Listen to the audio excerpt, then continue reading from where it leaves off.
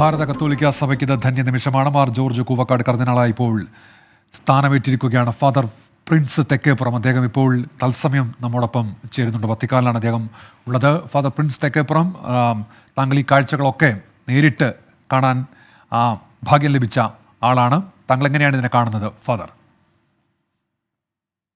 നമ്മള് മലയാളികളെ സംബന്ധിച്ചിടത്തോളം വളരെ അഭിമാനവും സന്തോഷവും നിറഞ്ഞ മുഹൂർത്തങ്ങളാണ് വത്തിക്കാനിൽ കഴിഞ്ഞു പോയത്.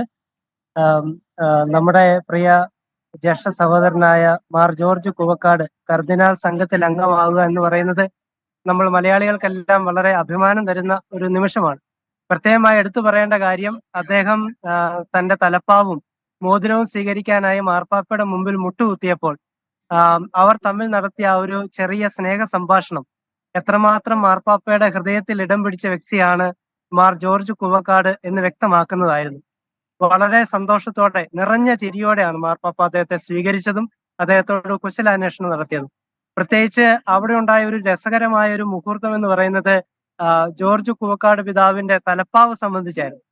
അപ്പൊ ആ തലപ്പാവ് പൗരസ്ത്യ സഭ രീതി അനുസരിച്ചുള്ള തലപ്പാവാണ് ജോർജ് കൂവക്കാട് പിതാവ് ധരിച്ചിരുന്നത്. അതാണ് ഒരു നർമ്മരസത്തിൽ മാർപ്പാപ്പ അത് ചൂണ്ടിക്കാണിച്ചത്. അപ്പൊ തീർച്ചയായിട്ടും മാർപ്പാപ്പ അദ്ദേഹത്തെ വിശേഷിപ്പിക്കുന്നത് തന്നെ സൗമ്യതയുടെ ഏകാധിപതി എന്നാണ്. അങ്ങനെ സൗമ്യത കൊണ്ട് മാർപ്പാപ്പയുടെ ഹൃദയത്തിൽ ഇടം പിടിക്കുകയും തീർച്ചയായിട്ടും മാർപ്പാപ്പയുടെ കൂടെ യാത്ര ചെയ്യുന്ന എപ്പോഴും കൂടെയുള്ള വ്യക്തിയാണ് കൂവക്കാട് പിതാവ്.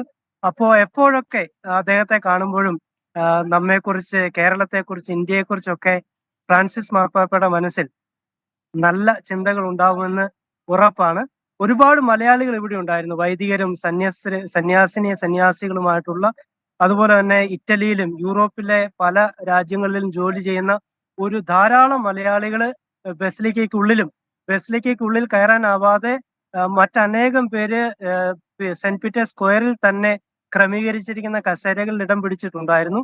അങ്ങനെ ഒരുപാട് മലയാളികൾ, കൂടാതെ ഒത്തിരി ഭാരതീയര്, ഇന്ത്യക്കാർ ഇവിടെ ഉണ്ടായിരുന്നു. അപ്പൊ അവർക്കെല്ലാം വലിയ സന്തോഷമാണ്. നമ്മൾ കണ്ടു ബസിലിക്കയ്ക്കുള്ളിലെ പതാകയൊക്കെ പിടിച്ച് വലിയ സന്തോഷത്തില് ഓരോ തവണ കൂവക്കാട് പേര് സംസാരിക്കുമ്പോഴും നിറഞ്ഞ കയ്യടികളോടെയാണ് അവര് സ്വീകരിച്ചത്. അങ്ങനെ തീർച്ചയായിട്ടും നമുക്ക് ഓർമ്മയിൽ എന്ന് നിലനിൽക്കുന്ന അഭിമാനകരമായ ഒരു മുഹൂർത്തത്തിനാണ് നമ്മൾ സാക്ഷ്യം വഹിച്ചത്. വളരെ നന്ദി ഫാദർ പ്രിൻസ് തെക്കേപ്പുറം, വത്തിക്കാനിൽ നിന്ന് തത്സമയം ചേർന്ന വിവരങ്ങൾ നൽകിയതിന് ഒരിക്കൽ കൂടി താങ്കൾക്ക് നന്ദി അറിയിക്കുകയാണ്. അപ്പോൾ ഇത് ഭാരതീയ കത്തോലിക്ക സഭയ്ക്ക് അഭിമാന മുഹൂർത്തമാണ്.